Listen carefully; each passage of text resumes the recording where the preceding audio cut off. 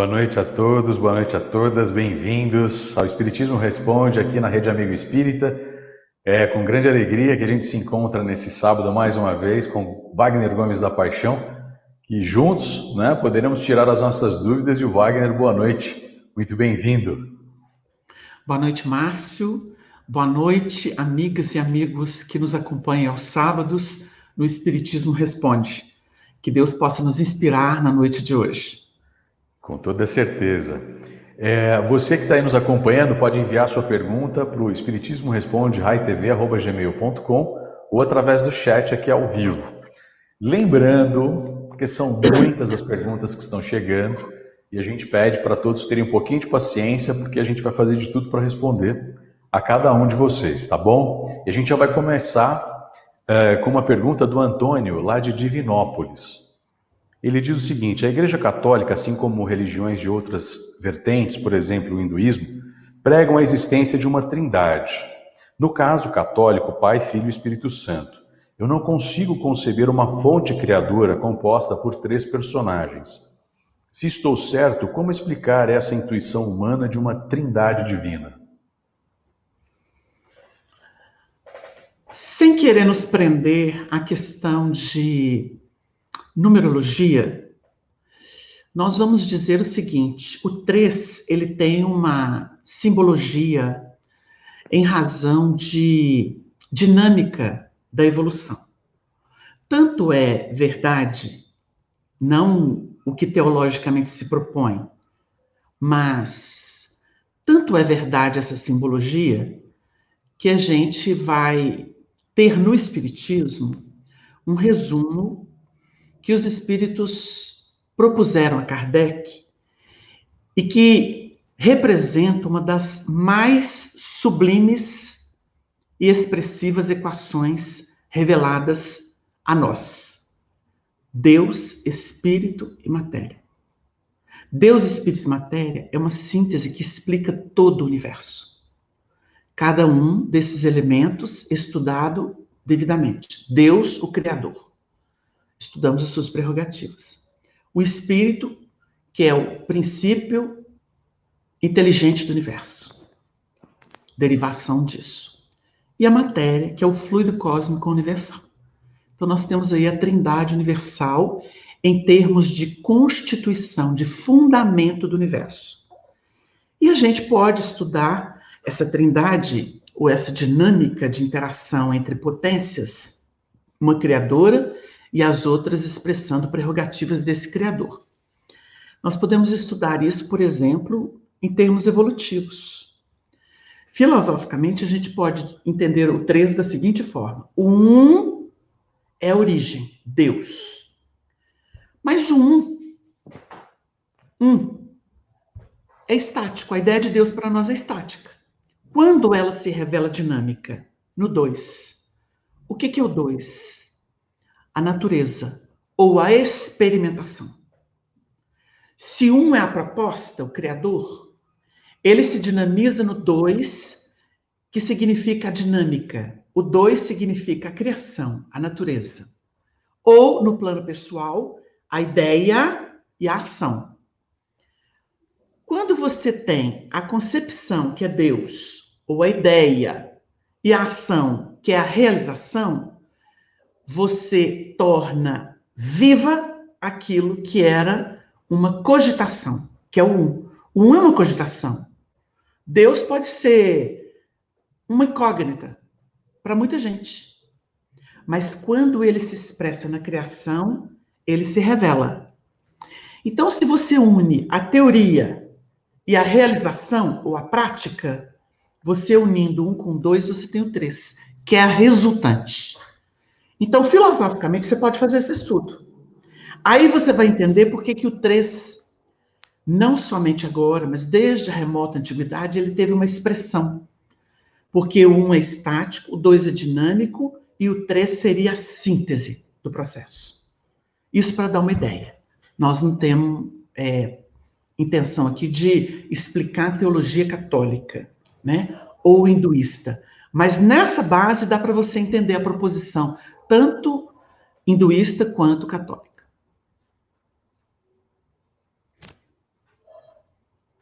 Muito bem.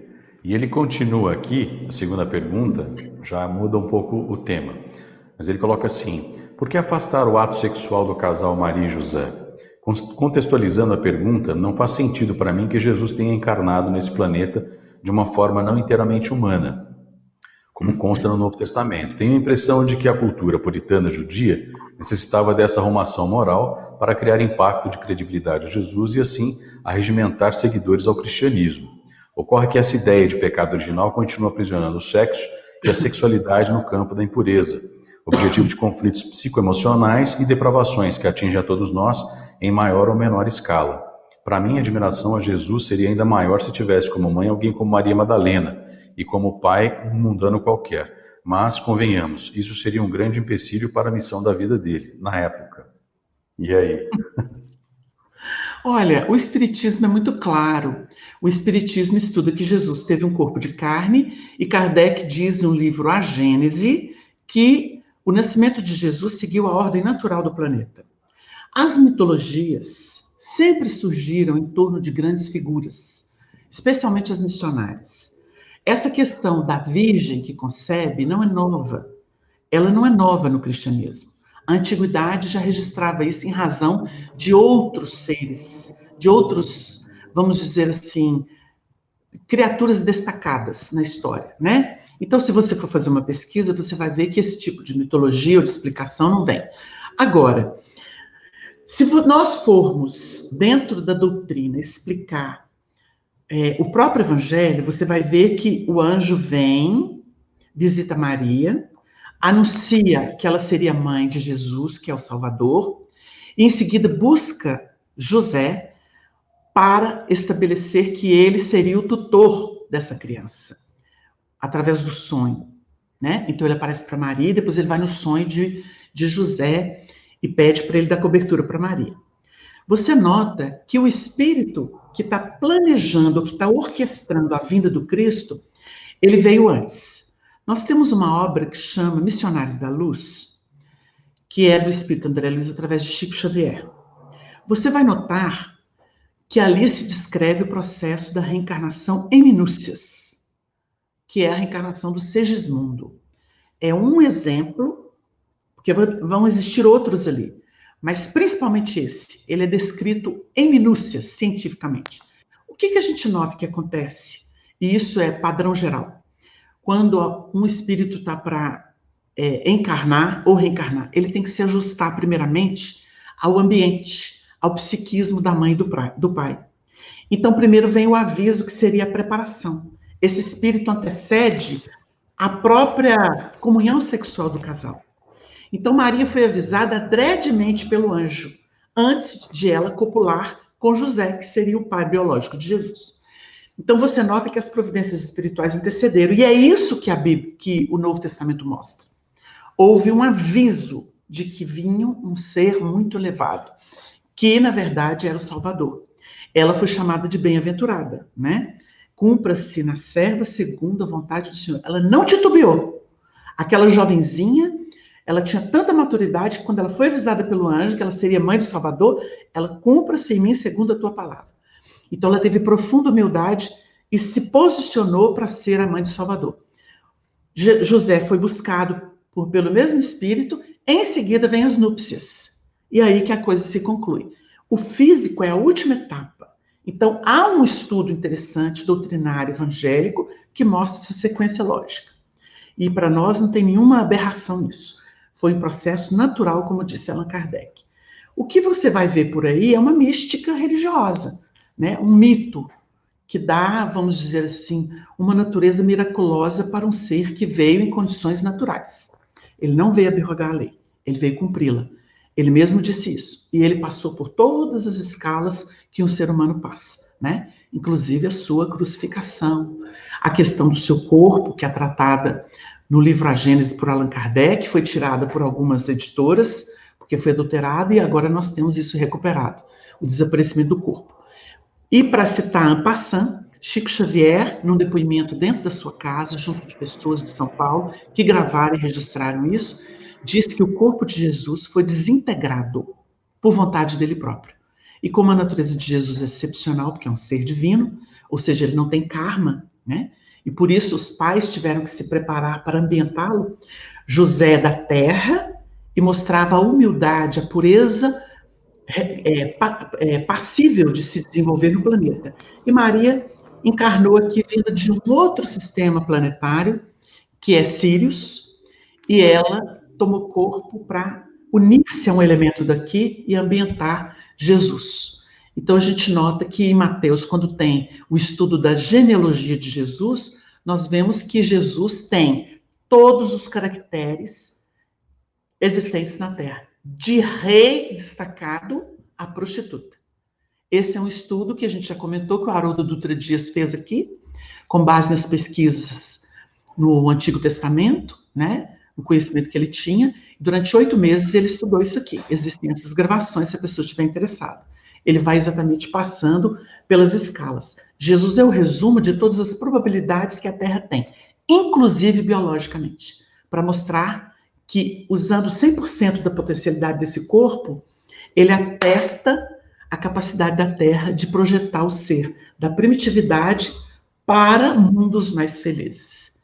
Então, é por aí que a gente entende nos estudos doutrinários e evangélicos. Muito bem. Vou aproveitar aqui que tem uma pessoa no chat e também aqui no e-mail. O Wallace Araújo, ele pergunta: a psicografia tem que ser exclusivamente desenvolvida e educada numa casa espírita? E a Idealiza Tubaldini Souza Gomes, ela diz: quando você explica a psicografia, fala que há muito cascalho antes de começar a surgir ouro verdadeiro. Como reconhecer? É muito fácil reconhecer isso. A pessoa sente, o médium sente. Quando é novidade, ele costuma ficar meio empolgado. Escrevi. Mas ele vai ler e vai ver que as ideias são compatíveis com o pensamento dele, com as emoções dele. Pode ser um texto empolado ou um texto mais limpo, depende muito do médium. O texto genuíno só vem depois de muito tempo, porque ele vem assim, superior ao médium, à capacidade do médium. Não necessariamente porque ele traz nomes, datas, porque tem médium que não tem muita afinidade com isso, ou facilidade para isso. Mas ele vai mostrar, o texto vai mostrar uma visão maior, mais elevada. Não aquela corriqueirinha, coisa que o médium faz, pega o evangelho e interpreta, pega um texto e interpreta. Ele vai ultrapassar isso. Ele vai ver que o texto tem uma natureza diferenciada. O próprio médium sente, quando realmente ele foi usado mais objetivamente pelos espíritos, do que aquilo que ele geralmente traz e que é o corriqueiro dele. Em síntese, é isso. A psicografia pode ser educada em casa. A gente já disse várias vezes aqui. O Livro dos Médiuns recomenda.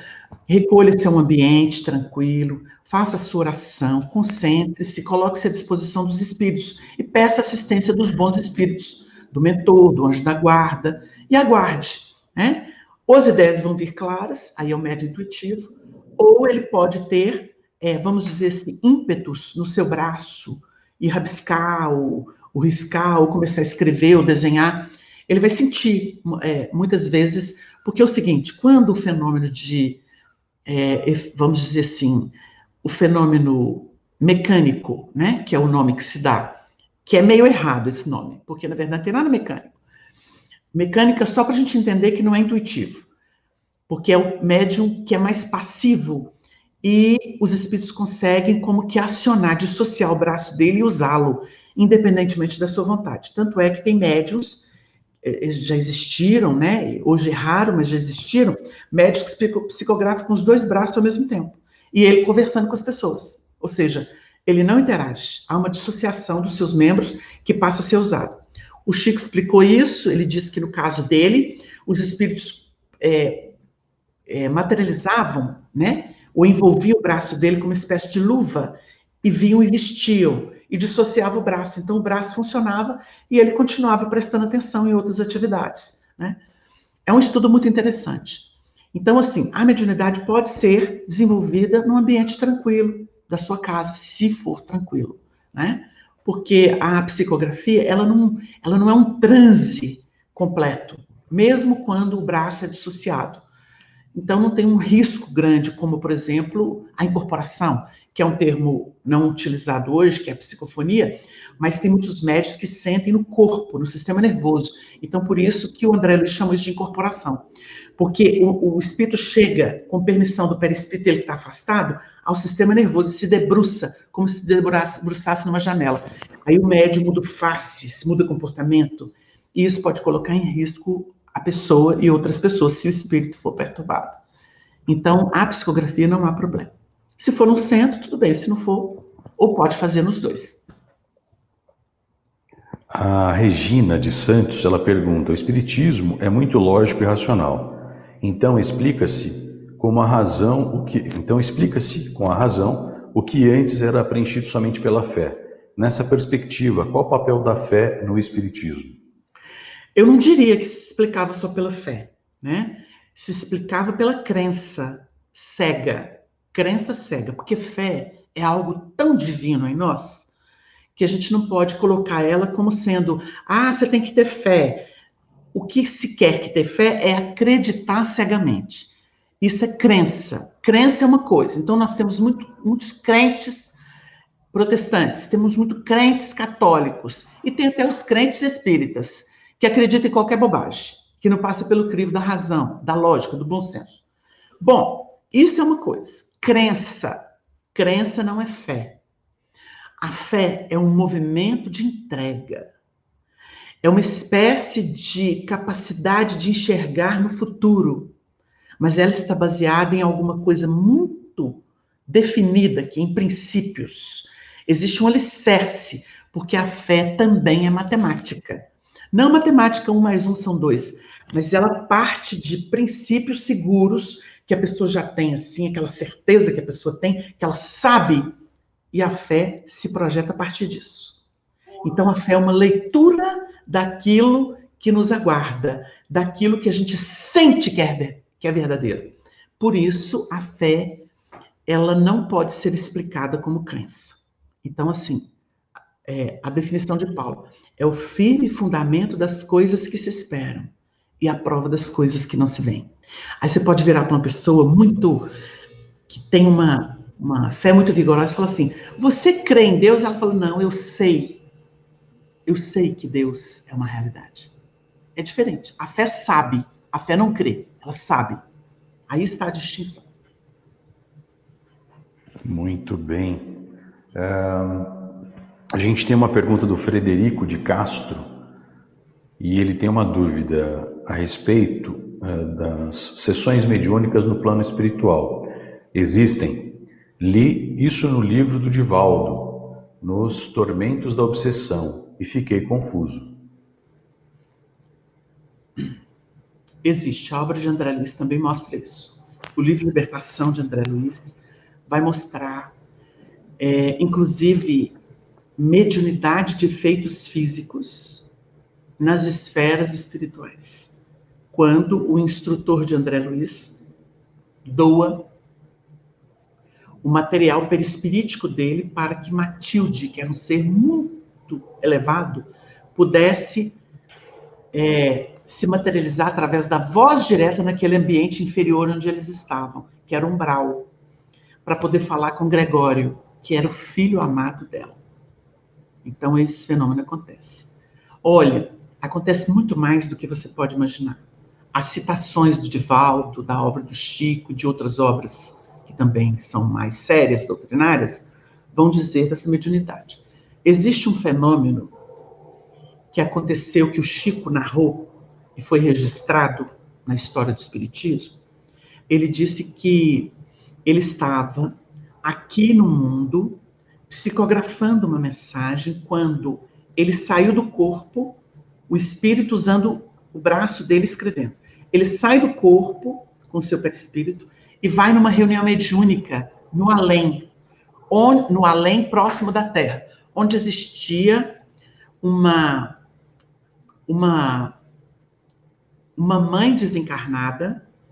Uma mãe desencarnada? Como é que é a história? É o filho e a mãe. Uma mãe desencarnada nas esferas ainda muito próximas da Terra, completamente desorientada porque ela não encontrou o filho. O filho estava numa condição melhorzinha. E ela não conseguia ver, uma cegueira tremenda. Diz o Chico Quem dirigia essa reunião mediúnica no além, ele já estava desencarnado, era Herculano Pires. Então, enquanto o corpo do Chico psicografava mensagens aqui, o espírito dele sai com o perispírito, vai para uma reunião mediúnica, quem dirige é o Herculano Pires, já desencarnado, e lá ele incorpora o filho da mulher que estava desencarnada presente na reunião.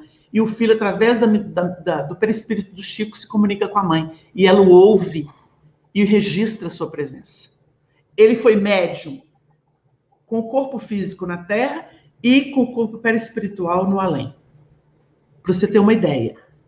E isso o Chico narrando para a gente, para dar uma ideia do que é mediunidade além das esferas físicas, tá? Bacana.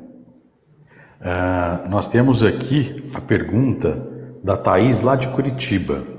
Ela diz assim: afinidade e sintonia. Tenho dificuldade em compreender essa relação. Se há esta onda de identificação espiritual, por que nos sentimos mal com os pensamentos, pessoas e situações que nos deparamos por afinidade e sintonia? Olha, sintonia é genérico. Sintonia, você sintoniza o mundo, uma faixa de rádio para ouvir certas músicas. Ela é genérica. Afinidade significa identidade. É uma espécie de casamento, de entrosamento. Então, você pode ter... eu tenho tanta sintonia com o espiritismo. Significa que você é um simpatizante, mas você não tem comprometimento com ele. Eu tenho uma afinidade com... ou melhor, eu tenho maior sintonia com o espiritismo. Mas quando a pessoa tem identidade, ela fala assim: eu tenho afinidade com o espiritismo. Ou seja, o espiritismo está na alma dela. Ela está ali vibrando com os temas espíritas. A outra tem, assim, uma sintonia. Eu tenho uma sintonia. É algo mais vago. Mais vago. Então, você pode ter, por exemplo, tendências... Os médiuns, vamos colocar os médiuns. O médium é espírita, educou-se, está na tarefa, lê livro espírita, faz tarefa, procura ter uma vida pautada pela moral do evangelho, pela ética, sem puritanismo. Tá? É aquele esforço natural da pessoa que procura fazer sua prece, ter uma postura mais digna, mais educada, mais cortês, mais generosa, mais atenta, confiando nas potências superiores. É uma pessoa, eu diria, educada, não é? Para sair da mística, que é santo, que é isso. Uma pessoa educada, uma pessoa que está no processo de educação profunda. Uma pessoa educada, polida, né? Tem verniz social, mas tem também educação interna nos sentimentos, que procura administrar as coisas. Pessoa educada. Então, você tem esse indivíduo na tarefa do Senhor. Então, ele tem, muitas vezes, por exemplo, uma quedinha, uma saudadezinha, do período, assim, de uma badalação, de um desejo que pode ser sexual, que pode ser de excesso na comida, que pode ser, assim, de muito dinheiro, ou de um poder, ou de uns desfiles vaidosos, assim, na sociedade. Ele tem, assim, vamos dizer, um saudosismo. Então, isso seria uma sintonia. Ele tem uma sintonia com isso. Porque você vai encontrar gente que fala assim: nem entra em loja, preguiça disso. Tem preguiça de compra, preguiça de comércio, preguiça de vestir bem, de ter que vestir bem. Você vai ver pessoas assim. Elas não têm nem sintonia, de lá afinidade. Mas vamos supor que o médium tem. Então, vem um espírito bem vaidosinho, bem sexual, ou não sei o quê, e vai tentar envolver. Ela dá uma olhadela, ela sente assim, fala assim: meu tempo. Meu tempo. Eu vi pessoas maravilhosas de doutrina fazer isso. Porque, eu vou contar porque ele não se importava com isso, né? Mas, por exemplo, a gente conviveu com o Arnaldo Rocha, né? E o Arnaldo era um homem que teve um magnetismo maravilhoso, né? Ele teve 2 casamentos. O primeiro foi Meimei, depois Dona Neuza. E foi um homem que se educou vigorosamente nessa vida. Então, ele contava para a gente, falou assim: meu filho, olha, para eu conviver com o Chico foi uma luta, porque eu era namorador. E as viúvas... Eu não podia ver uma viúva, meu filho. E ele teve que abrir mão, porque ele foi virar o dirigente da reunião mediúnica do Chico. Então ele contou isso pra gente, falou, meu filho, cada talagão de morena, meu filho. Então eu tive que tomar juízo, porque o senador me chamou para o trabalho. Então eu tive que tomar juízo, meu filho. Daí a pouco apareceu a Neuza, eu me casei, e aí pronto, eu fiquei sossegado. Né? Casou para não abrasar, vocês entenderam, né? Mas ele conversava isso com muita graça com a gente. Ele era muito humano, muito verdadeiro, muito leal. Então a gente ria dele, porque é isso, né? Porque eu vejo, por exemplo, pessoas que pregam, mas, por exemplo, tá do lado da esposa, aí passa uma beldade, o olho dele vai junto, na frente da esposa. E ele não percebe que é escravo de formas, né? Eu vi isso acontecer na minha frente, eu falei assim, meu Deus, que santa essa mulher, porque isso é horrível, né? O cara não tem nem descrição para olhar. E é um paladino né, da pregação. Aí eu falei assim, meu Deus, não estou julgando as pessoas, mas a pessoa devia ter pelo menos um cuidado, né? Dá aquelas olhadelas assim, discretas, porque a atração existe, né? Mas tem gente que é muito vergonhoso com isso, né? Mas tudo bem. Não é julgamento, gente, é realmente problemas nossos. Mas eu digo isso para a gente poder mostrar para o nosso irmão para nossa irmã, que sintonia é uma coisa vaga. E afinidade é quando você é escravo daquilo, você está enrolado naquilo, entendeu? Não é escravo, tem um lado positivo também, né? Porque tem gente que vira e fala assim, eu conheci um expositor espírita, só para terminar, sobre esse assunto, que ele ficou muito conhecido em Belo Horizonte, e ele disse assim, me chame para fazer palestra de qualquer coisa, menos de sexo, porque nessa área eu sou um confesso pecador. Ele era terrível, terrível, mas ele não escondia, ele não tinha hipocrisia. Eu falo de qualquer tema, menos de relacionamento e sexo. Porque essa área, para mim, é um desastre. E eu não vou dar conta nessa vida. Ele falava assim. Eu conheci pessoalmente. Mesmo porque não dá para esconder nada de Deus, né? Deixa eu só colocar aqui, porque é o seguinte, a Constância Magalhães Nobre, por que vocês não respondem no chat? As perguntas porque aqui não é não no são chat, de interesse. tem que ser no e-mail, né? Então, aí o que acontece, só para explicar direitinho, a gente até abre a possibilidade aqui no chat do pessoal perguntar, mas nós seguimos, desde o primeiro episódio, a gente segue à risca as perguntas que são primeiramente enviadas para o e-mail, espiritismoresponde@gmail.com. Quando a gente termina, aí a gente passa para o chat. Mas como estão enviando muitas perguntas para o e-mail, então a gente pede para o pessoal do chat ter um pouquinho de paciência. Porque, inclusive, eu tenho o trabalho aqui de fotografar a tela, inclusive, com as perguntas, para a gente jogar para o programa. Inclusive, eu já vou começar a fazer umas hoje da semana passada. Para a gente aqui finalizar as participações... Mas vamos valorizar. Se inscrever para o e-mail é certo de entrar no programa com prioridade, porque o objetivo, a regra do programa foi essa. Isso. A Ângela Maloterno, de Curitiba. Wagner, considerando o momento de transição em que nos encontramos, e mais particularmente o nosso país, o lamentável abandono por parte dos governantes à educação, saúde, aos valores morais, e considerando que a família é a célula propulsora do amor na sociedade, pergunto, como será a reencarnação dos espíritos que virão trazer o adiantamento moral à sociedade, se eles ainda encontram, ou melhor, e se eles ainda encontrarão um ambiente hostil, com prevalência do materialismo, pois sabemos que o meio influencia a encarnação do espírito. Eles estarão imunes no meio em que irão reencarnar? Será o meio uma prova para eles superarem?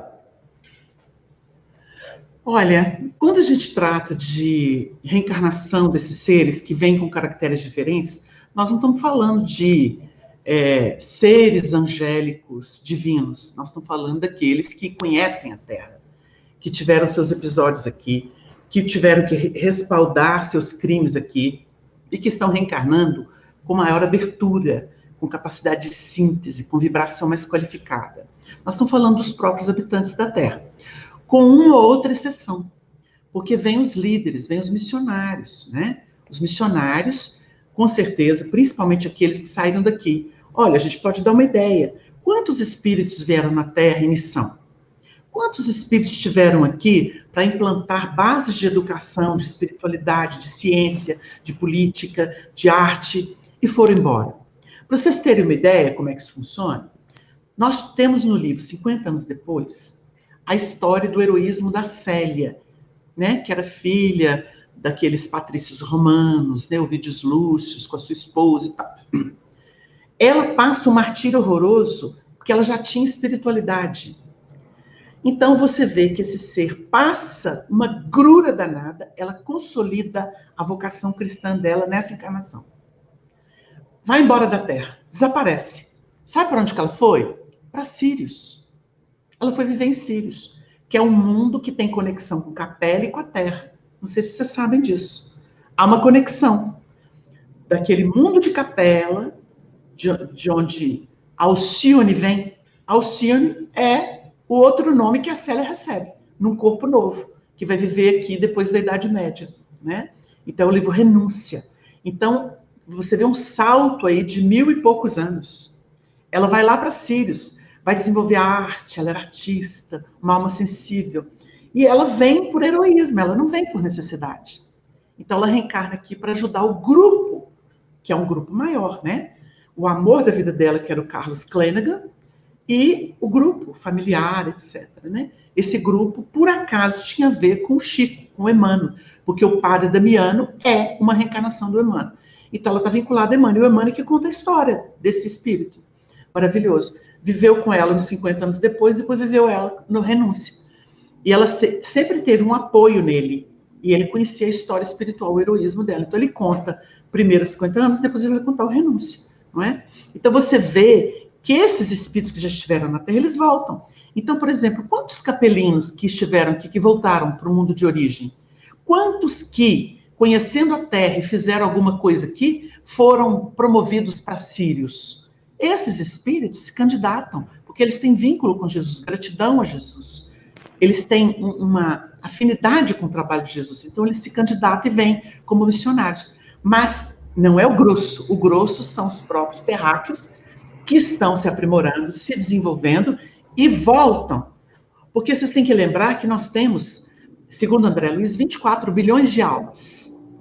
A metade disso está em condição boa e aprimorando-se cada vez mais. Você tem, vamos dizer, um pouco mais de 1/4 desse montante reencarnado na Terra. Reencarnado aqui, né?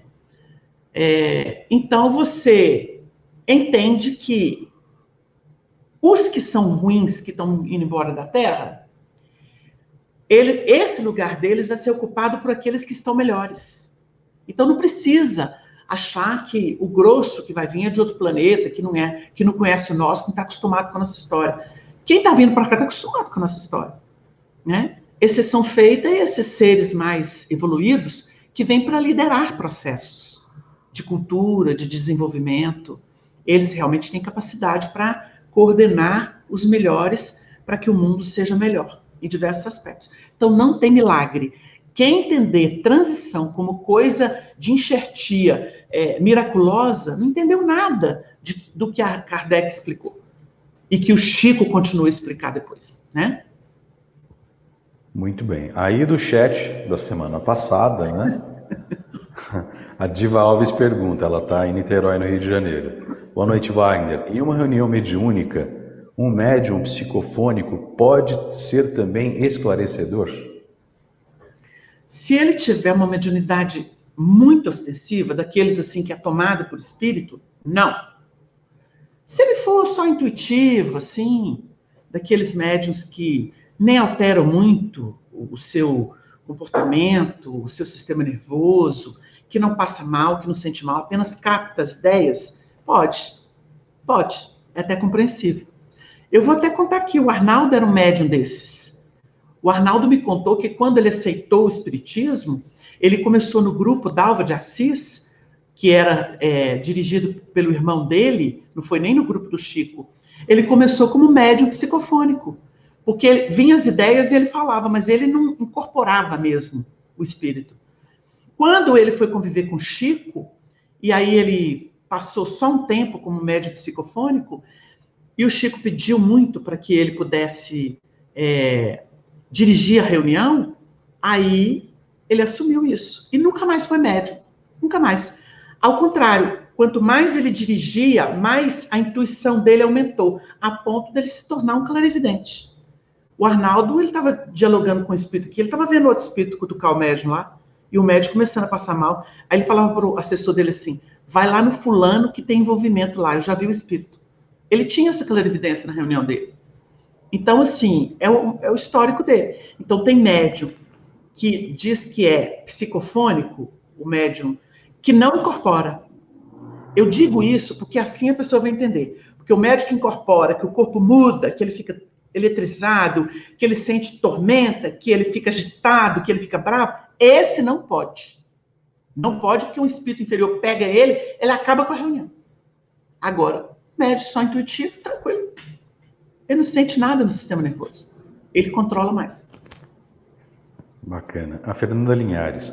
Na sua opinião, manifestações de espíritos oriundos da Umbanda e Candomblé nas reuniões mediúnicas são uma forma de, abre aspas, quitarmos, fecha aspas, nossos débitos, uma vez que tempos atrás os privamos de sua liberdade? Existem dois pontos. Em nossas reuniões, espírito que pede cachimbo, cachaça, que quer acender vela, que quer riscar ponto, ele está precisando de auxílio. Nas nossas reuniões doutrinárias.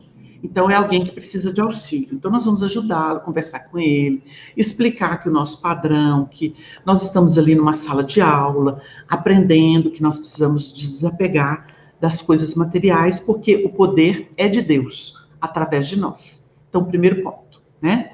Esclarecer. Quando o preto velho, o caboclo vem, né? Por exemplo, que é o mais comum, eles vêm sem necessidade de cachimbo, de sentar em toco. Pode vir com um linguajar mais peculiar, porque é a marca dele. Ele pode falar, né? Misifit, pode falar alguma coisa parecida. Se ele for lúcido e se comunicar e conseguir se fazer entender, tudo bem. Se ele tiver dificuldade de conversar, a gente pode pedir a ele, será que o senhor pode usar o recurso da médium, do médium, para poder falar mais claro, para a gente poder entender?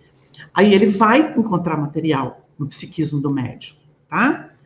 Tudo é passível de educação, gente, não precisa rechaçar. Isso não é problema, né?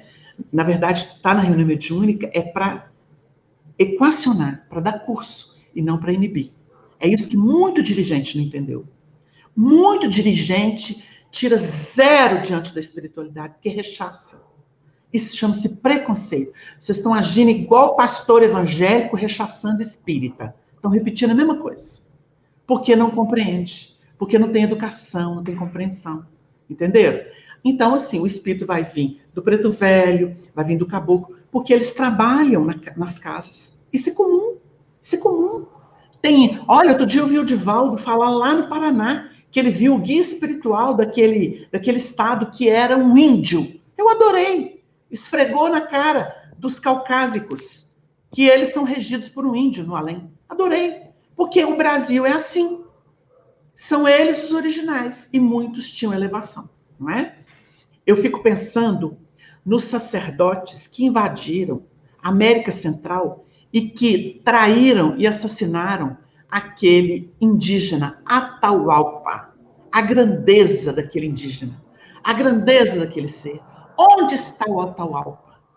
De tão grande que ele já era naquele povo indígena e aqueles pretensos salvadores de Deus vestidos daquela roupa ridícula foram dizimar aquelas tribos, aquela gente.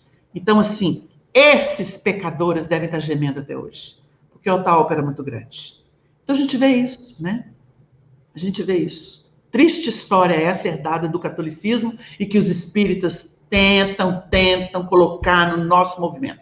Triste história dessas freiras e desses padres preconceituosos que reencarnaram. Muito triste. A Jusileide Carvalho pergunta, Wagner, você poderia nos informar qual a condição que chega às crianças que foram abortadas no mundo espiritual? Como fica o perispírito? Olha, tem dois casos. Aliás, a gente até tem que estudar isso de uma forma mais... Primeira pergunta, para as pessoas que nos ouvem. Vocês acham que um ser mais elevado vai reencarnar num organismo de uma mulher que vai tirá-lo pelo aborto? Nunca. Nunca. Porque o alto sabe onde tem estrutura, onde tem condição, vamos dizer assim, ideal para esses espíritos que têm mérito reencarnar, porque senão seria uma injustiça de Deus. Quem reencarna através, ou tenta reencarnar através de mulheres que, por razões de pressão, de fraqueza, ou mesmo sem moral, vai abortá-los. Porque existem aquelas que fazem conscientemente. Não é? O corpo é meu, eu faço o que eu quero. Vai, você vai ver se você consegue reencarnar fácil. Porque se você não quer filho, então evita. Você não precisa fazer aborto, né? Então tem muita gente que é fria quanto a esse tema. Eu tenho direito ao meu corpo. Você tem direito de matar? Você tem direito de se preservar. Vai lá, então, se esterilize. E transe e faz o que você quiser. Mas se esterilize. Não faça isso com outras pessoas. Primeira coisa. Agora existem aquelas que são pressionadas. Porque tem muita gente incauta. Muita gente... Nessas situações, os espíritos que vão reencarnar, eles têm que sofrer um delito qualquer. Não precisava ser o aborto. Mas como tem gente passível ou de fazer o aborto por razões diversas, as entidades que essas pessoas atraem, elas têm algum débito nessa área. A gente não pode falar os termos que são muito agressivos, né? Nessa área em que... Porque as crianças foram muito penalizadas, né? Na história humana. Muito penalizadas. Muito.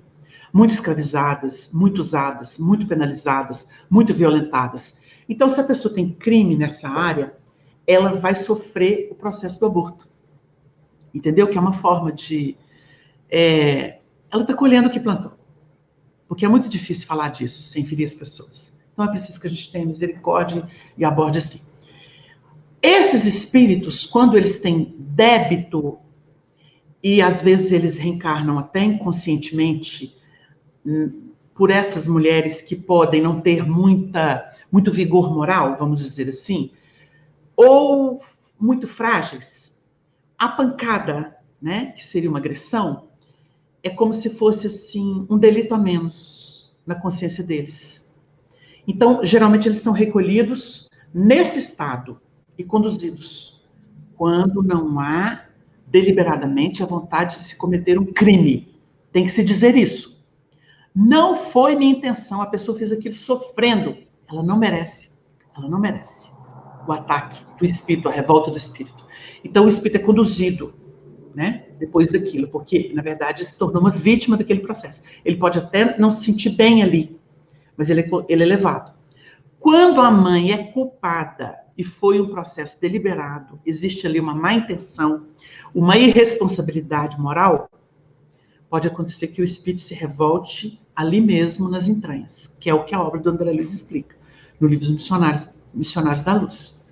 Então ele pode sentir revolta ali mesmo, e ele pode, inclusive, dentro daquele entrosamento, que eu vou dizer assim, vibratório e um tanto ectoplásmico, porque a gestação é um tanto ectoplásmica, né? Porque são plasmas que vão sendo alterados pelo perispírito do reencarnante. Dentro daquele processo de... Já que ela impediu, ele pode, por exemplo, causar uma horrorosa hemorragia. Então, é o que a obra de André Luiz explica. A mulher foi levada à morte pelo próprio espírito que foi renegado na intimidade dela. Isso para dar uma ideia. Então, existem casos aí de hemorragia, dependendo de como o aborto é feito, que a reação do espírito pode provocar, né, esse mal-estar e levá-la ao óbito. São fatores espirituais associados aos físicos, procedimentos físicos não recomendáveis. Vocês entenderam? Então, pode acontecer. Então, assim, é uma gama, né, porque não é simples falar sobre isso. Eu estou levantando pontos para a pessoa pensar, para a gente ler e pensar, tá? Mas, geralmente, quando a pessoa é muito vítima na situação, o espírito é afastado, porque ele, na verdade, passou por uma expiação. E aí eles vão prepará-lo para reencarnar de novo, tá? Muitos suicidas, e olha que nós temos um índice de suicídio no mundo absurdo. A primeira encarnação deles não é a que vai até o final. Geralmente eles têm que voltar e ter uma espécie de choque vibratório, um primeiro choque, que é esse do abortamento.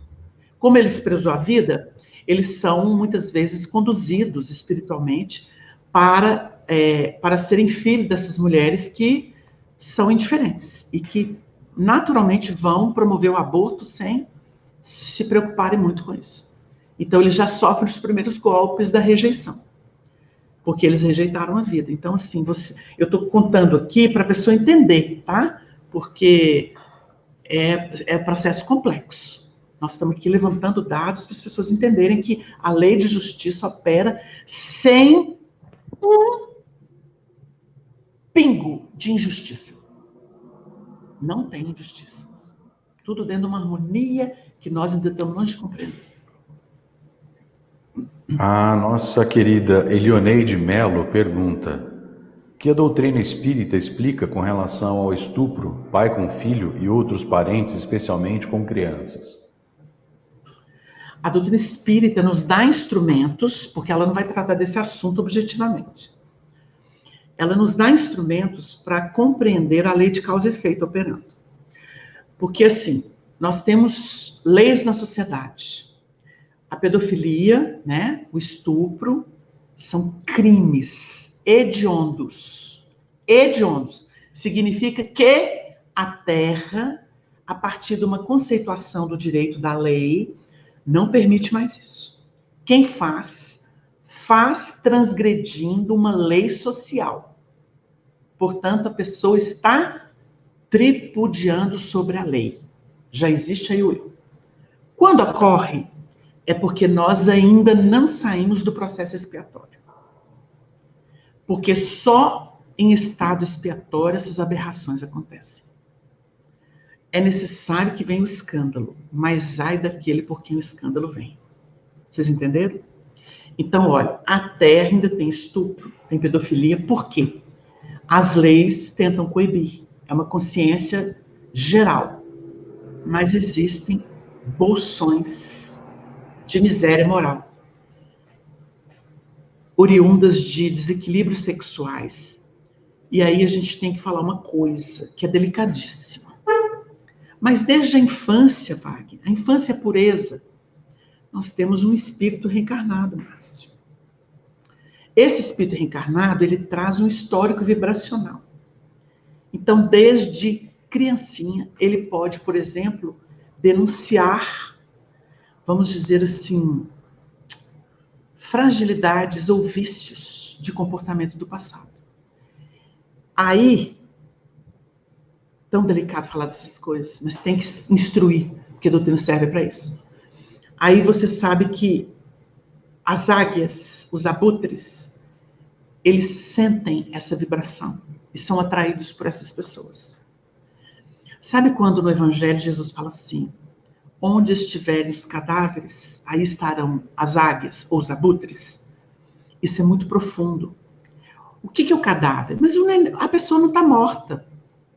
Ela não está morta, mas tem alguma coisa dentro dela que está morta, que atrai esse tipo de ave de rapina, que se alimenta da infelicidade, ou do vício, ou da fragilidade, ou da culpa do outro. Não sei se vocês tiveram uma ideia, porque falar disso preto no branco é muito agressivo, mas é mecanismo da lei de justiça, dando a cada um segundo as próprias obras.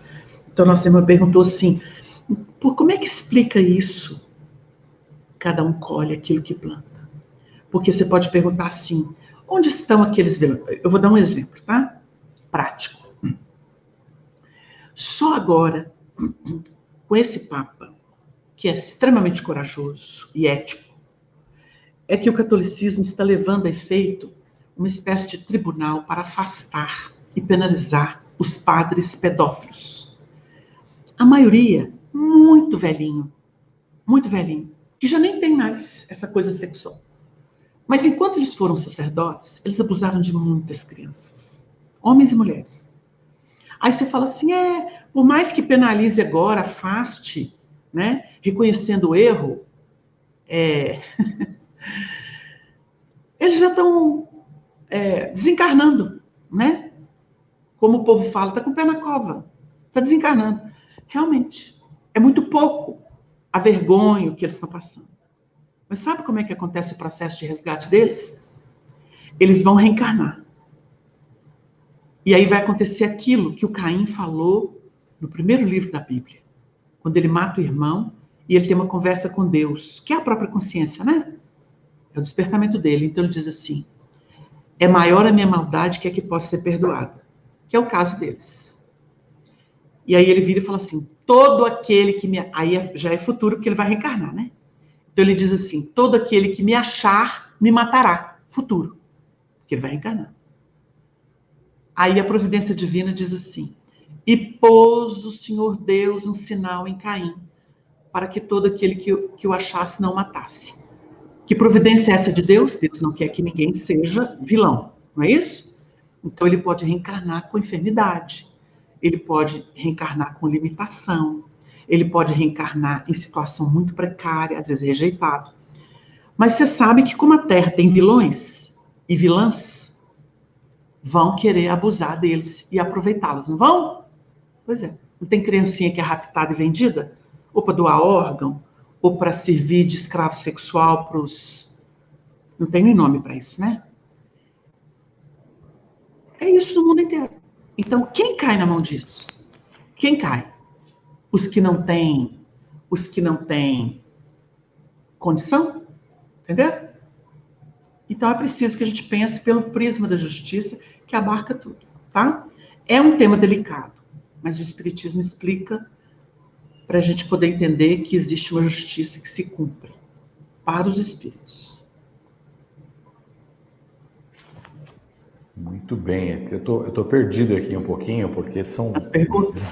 várias perguntas, e aí eu tô buscando aqui para o Wagner poder responder. A gente pede, assim, com muito carinho, para que, sendo possível, ao invés do chat, enviar para o e-mail espiritismoresponde@gmail.com, para a gente poder seguir uma sequência bem bacana aqui, para dar para possibilidade da gente se organizar também. Há uma pergunta aqui: o que dizer dos dirigentes que ainda são reticentes à entrada de novos médiuns nas reuniões mediúnicas? É correto a casa permitir a entrada, sendo só por indicação? A gente entende um nível de zelo na prática, né, no movimento, a gente sempre assistiu isso. A experiência mostra que algumas reuniões bem formadas é preciso ter cuidado para aceitar novos membros, a não ser quando eles estejam bem maduros e bem identificados com a casa, com o trabalho da casa e com o grupo que funciona ali. Então, há que se ter um cuidado vibratório para não, vamos dizer assim, desarmonizar uma equipe que foi formada no tempo, com muito suor e muita perseverança doutrinária evangélica, né, dessas pessoas envolvidas. Então, há que se considerar isso. Agora, ser impermeável é complicado, porque todo trabalho precisa de sangue novo, de contribuição nova, bem preparada. Não se coloca um médico para operar, senão quando ele tem experiência para fazer isso. Não só conhecimento teórico, mas também prático. Então, os candidatos para uma reunião formada de desobsessão, eles precisam ser preparados em reuniões de educação mediúnica. Isso leva um tempo. E eles têm que se mostrar realmente mais seguros e maduros. Porque numa reunião de desobsessão, o desafio é maior, vibratório. Porque uma reunião bem formada, uma reunião que trabalha com desativação de processos obsessivos, é uma reunião que se expõe. As pessoas se expõem. Então, o médium tem que ser segurança, porque ele pode ser perseguido, ele pode ser envolvido numa trama que os espíritos vão, que eles podem contra-atacar. Então, é algo que realmente pede um cuidado. Tem que renovar, sim, tem que ir colocando novos participantes, mas é preciso ter cautela, tá? Cautela.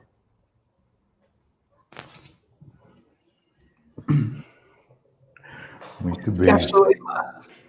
Não, eu vou lendo umas perguntas assim, aí tem um pessoal que tem um senso de humor muito bom. Enfim, não, essa pergunta já foi até respondida aqui. Deixa eu aproveitar uma do chat. A Sheila Mirza Wagner, por que a mediunidade ocorre? Porque na mediunidade ocorrem mudanças. Uma hora ocorre premonições, em outros momentos mostra outras reencarnações, depois some e volta de novo. Eu acho que isso é do médium, mas, sinceramente, quando ela está muito confusa, assim, significa que o cascalho está grosso. Então, a pessoa deve procurar educar-se mais num grupo bom, nos estudos, com o Evangelho, né? Essas obras do Emmanuel, Caminho, Verdade e Vida, Fonte Viva, o Evangelho segundo o Espiritismo. O médium precisa muito de Evangelho para pacificar o psiquismo, porque essa confusão, essa mutação significa um certo... A pessoa ainda não tem domínio, a pessoa ainda não tem, assim, um centramento, um amadurecimento. Seria mais ou menos isso, tá? Tá faltando amadurecimento do médium. Porque aí, assim, vai vir, mas vai vir com segurança, com discernimento. Tá bem? É por aí. O Pedro Araújo, sabemos que Jesus é o responsável por nossa educação na terra, evolução na Terra. Mas em nosso lar há uma equipe de benfeitores que fazem nosso planejamento reencarnatório. A relação entre o Cristo e esses benfeitores? É uma relação que a gente poderia dizer assim, o médium, por exemplo, o médium. O médium sabe quem é o seu guia espiritual. Então, às vezes, ele está numa operação de dar um passe em alguém que está doente, ele sente até a vibração desequilibrada daquele doente, mas ele está recebendo, ele está conectado com aquele guia espiritual dele. Ele sente a vibração, uma cobertura, como se fosse um manto protetor. Então, ele se sente fortalecido e muito mais do que ele sozinho para poder enfrentar aquilo, dissolver aquela vibração. Então, é mais ou menos isso que se passa. Todas as colônias, as instituições que existem na erradicidade, elas funcionam ancoradas na vibração do Cristo, que, por sua vez, tem os seus ministros. Esses ministros, eles funcionam. Por exemplo, se você for estudar no Sular, você vai ver que o Ministério da União Divina, o governador, ele e veneranda são as expressões mais autorizadas a estarem com Jesus, segundo relatos. Você vai ver que a união divina, ela faz o quê? Ela capta as orientações superiores que vêm dos ministros de Jesus. Há uma conexão, um trabalho assim, e aquilo se espraia na horizontal. Eles pegam na vertical e espraiam na horizontal. Então, o planejamento que se leva a efeito ali, ele obedece a esses padrões. E existem ali os espíritos que têm visão de conjunto. E quando se estuda, por exemplo, a reencarnação de alguém, estuda a trajetória dele e os vínculos que ele tinha, porque é um processo complexo. Então, nesse instituto onde se estuda planejamento, eles têm cobertura das entidades que a gente aqui misticamente chama de senhores do karma. Os senhores do karma são entidades citadas aí pelo espiritualismo, que são aqueles espíritos que dominam esse mapa, né? Quando a civilização maia foi descoberta, existem depoimentos, registros muito interessantes. Eles estudavam a reencarnação dentro do que seria uma superposição de caixinhas, assim. Eu vi isso uma vez, achei tão fantástico, que é como se eles estudassem o conjunto das probabilidades reencarnatórias. Eles tinham uma visão superior. Então, eles mapearam aquilo. Parecia, assim, uma caixinha com várias divisões. Seria exatamente as circunstâncias que existem no processo reencarnatório e que vão dando ao espírito experiência nessa ou naquela área, muito próximas umas das outras. Então, existe, sim, uma cobertura espiritual. O centro de tudo é o Cristo. Nos governa, mas ele irradia através de co-criadores, a Pleiade, né, que executa suas ordens. A última pergunta aqui do nosso programa de hoje, porque agora que entrou no e-mail deste sábado, entende? Inclusive o Flávio, aliás, é o Geraldo Flávio Soares, ele estava aqui no chat fazendo essa pergunta também. Ele diz o seguinte: gostaria de saber se é possível a gente pressentir ou ser avisado da aproximação do nosso desencarne. Há mais ou menos um ano estou tendo fortes impressões que a espiritualidade está me avisando do meu tempo, que aqui está chegando ao fim, tanto através dos sonhos como avisos durante o dia. Me sinto compelido até a deixar bilhetes para minha família encontrar eventualmente. No início não compreendia, mas depois veio essa pandemia e me pergunto se existe alguma relação com esse momento. Olha, são casos raros, não é normal. Você pode estar sendo sugestionado por entidades que às vezes estão interessadas em que você comece a se sentir fora de esquadro aqui na Terra. Pelo que você narrou, eu acho muito pouco provável que você vai desencarnar mesmo. Eu acho que é muito mais um jogo de sugestão. Porque quando acontece, é uma coisa tão intrínseca de sentir, é tão intrínseco, e sem muito tempo. Sem muito tempo. É mais na hora mesmo de acontecer. E é um estado que altera a vibração da pessoa. Não é um processo que você racionaliza ele, não. É tão no âmago, que a pessoa não tem nem tempo de ficar expressando isso em palavras, porque ela mesma não decodifica, mas ela começa a se entregar sem saber, intelectualmente.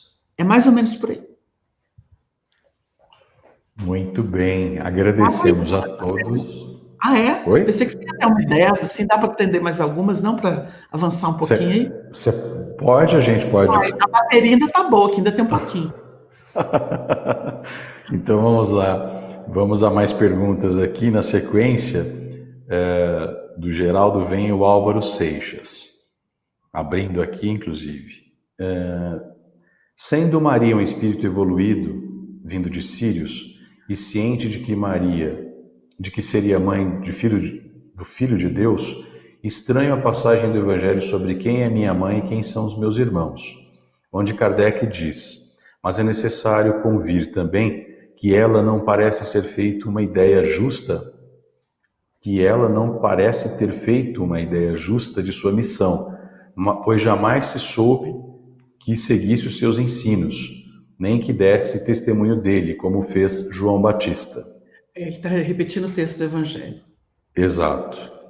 E ele continua: os autores dos evangelhos escreveram as passagens com o objetivo de os leitores extraírem ideias profundas e amplas, como as explicadas no programa Evangelho Redivivo, ou foi o de fazer um relato minimamente histórico? Um pouco confusa a formulação da pergunta dele aqui. Vamos mas você colocar para ele entendeu? umas coisas aqui para a gente ganhar tempo. Olha, quando Kardec colocou isso, ele colocou dentro de um sentido bem racional. Kardec, quando formulou todo o trabalho da doutrina, Allan Kardec não quis deixar nada místico, porque, na verdade, a doutrina é ciência. Então, pelo prisma de análise histórico, de pesquisa, ele colocou as impressões. Mas a gente sabe que Maria era muito mais do que isso. Muito mais. Os registros espirituais mostram que aquele lírio puro tinha uma elevação e uma capacidade extraordinária. O que dotava Maria de simplicidade e de quietude era a sua profunda humildade. Né? Desde o início. Cumpra-se na serva segundo a tua palavra. Então já mostra aí a natureza dela. Bom, quando Jesus fala quem é minha mãe e quem são os meus irmãos, Jesus não estava ali para agradar nem Maria e nem os seus irmãos, que segundo consta eram os filhos de José, que era mais velho que Maria, e não os filhos de Maria. Então você vai perceber que o ensino é: eu vim para todos. Eu vim para todos. E todo aquele que faz a vontade de meu Pai é minha mãe, meus irmãos. O ensino é moral. Ele não estava desprezando. É que nem quando ele fala assim: mulher, que tenho eu contigo. Mulher, na época, segundo pesquisas, era um termo mais nobre que um elemento do sexo feminino podia receber do seu filho, do seu marido, das pessoas. Entendeu? Então, assim, é preciso entender com essa leveza aí. Kardec foi específico na pesquisa. E nós temos revelações espirituais que mostram a grandeza desse espírito maternal. Muito bem. O Fernando Sanches, ele pergunta, né? Ele tem dois temas aqui que ele quer abordar. A obra A Gênese, editada pela FEAL em 2018, que diz ser traduzida da primeira edição do original em francês, apresenta de fato mudanças significativas nas obras das outras editoras. Não são baseadas na quinta edição? Depois eu faço a pergunta seguinte, então. A gente descobriu há pouco tempo, por pesquisas sérias. Eu já disse que tem instituição, tem federação que não se importou, mas é algo sério que precisa ser considerado, sim. Porque para os estudiosos que aprofundam o sentido doutrinário, aquilo faz uma diferença extraordinária, viu? Então, realmente, o Lemarie, ele levou esse delito para o mundo espiritual, porque foi muito feio o que ele fez, né? Ao invés de honrar o codificador e a sua esposa que confiaram nele, ele os traiu. Então, com certeza, ele deve estar respondendo por isso. Se já reencarnou ou não, a gente não sabe. Primeira questão.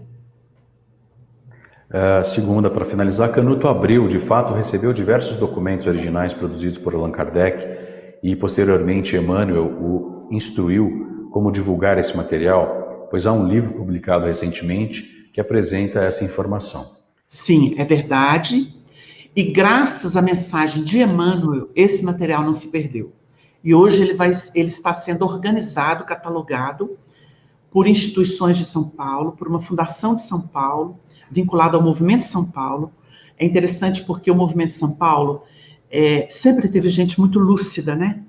Doutrinariamente dizendo. Muitos grandes movimentos partiram de São Paulo. E, mais uma vez, São Paulo está honrando a memória do codificador, através da organização disso. Porque o Emmanuel pediu que a família guardasse, que não cedesse esses documentos, que eram muito importantes, e que impusessem condições. Uma delas era, quando esse material fosse de posse de alguma instituição, ela tinha que mostrá-lo publicamente, de forma segura, ao grande público. E isso realmente está sendo seguido agora. Esse material, para a gente ter uma ideia, ele passeou por federações, grandes federações, mas não deram. Infelizmente, as federações estão tão perdidas em estrutura de poder que eles não deram para esse material o valor que ele tem. Então, se perderam, não conseguiram organizar, e graças a Deus agora parece que está tomando rumo e muitas revelações estão surgindo. Porque isso é a história do Espiritismo, não pode se perder, né? E graças a isso, a gente descobre, né, fraudes, o que é o Espiritismo de verdade, como ele era, como o codificador realmente chegou a determinadas conclusões, etc, etc, etc. É muito importante. Documento é sempre importante. Bom, a gente tem mais um minuto aqui para as 9h10. O Rodrigo Máximo, qual a sua opinião sobre o destaque que Humberto de Campos deu a Rusteng no livro Brasil, Coração do Mundo, Pátria do Evangelho, reconhecendo-o como um trabalhador que contribuiu para a vinda do Espiritismo? Eu não posso falar desse assunto porque eu ouvi do Arnaldo uma versão, e eu não posso contá-la, porque seria um escândalo. Mas eu pessoalmente não acredito naquilo. Muito bem. A gente agradece de todo o coração a participação dos nossos amigos e amigas. A gente estendeu aqui mais 10 minutinhos.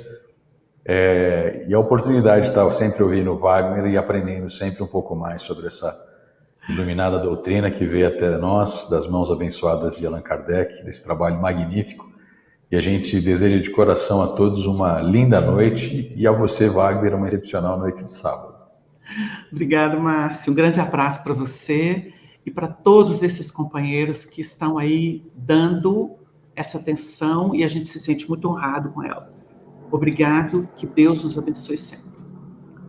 A gente agradece também pela oportunidade de estar aqui e também pedimos, né, humildemente, que todos tenham um pouquinho de paciência. A gente está seguindo uma linha de trabalho. Manda um e-mail. Exatamente, espiritismoresponde@gmail.com. No e-mail fica mais fácil, porque a gente vai seguir essa sequência. Eu já printei várias telas aqui, inclusive estou salvando no software, para que a gente possa ter as perguntas para a próxima semana. Mas se todos puderem contribuir de uma maneira, enviando para o e-mail espiritismoresponde@gmail.com, a gente agradece de todo o coração. Desejamos então a todos uma linda noite de sábado, que Jesus ilumine a todos os corações e que Deus realmente possa estar presente nas consciências e que a gente possa seguir nessa trilha, nessa jornada evolutiva, com muito amor em nossos corações. Até o próximo sábado, se assim Deus permitir. Tchau, tchau.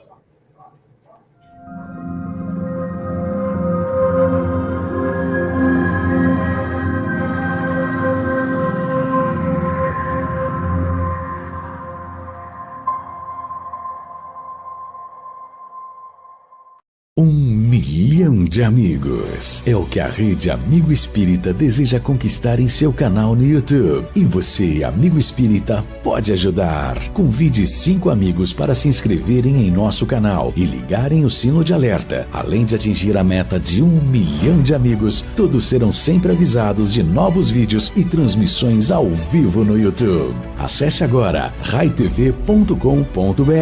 Rede Amigo Espírita, divulgando, instruindo e unificando.